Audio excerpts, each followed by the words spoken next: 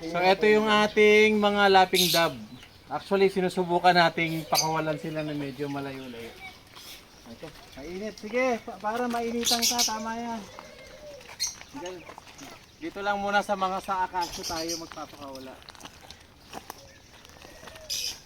Hop, hop, hop. Kami. Sige, dali para mainit ka para matanggal ang mga ano. Yan.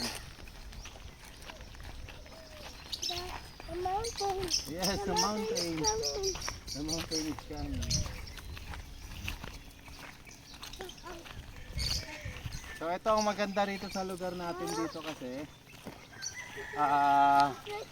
although mainit ang panahon ngayon talaga.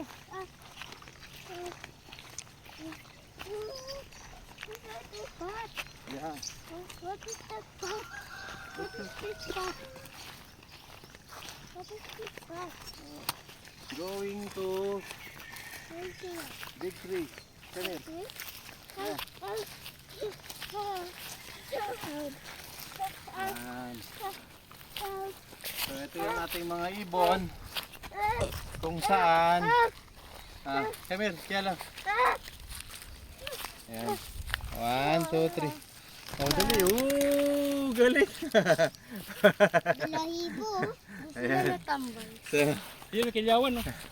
ayan, so paunti-unti nasasanay sila dito sa sa forest dito sa atin. Then ang kagandahan sa kanila, sooner or later bumabalik din. So kaya nga lahat sila kapag nasanay, dadami yung mga laping dab natin na napapakawalan na rito. So yan, kumbaga magandang tignan, kaya yung mga bata rito sinasabihan namin na wag uhulihin. At yan ay atin para kahit papaano may makikita silang mga ibang ibon ba na lumilipad-lipad dito sa lugar natin. O yan mga kahabi, maraming salamat sa inyo at magandang buhay sa inyong lahat.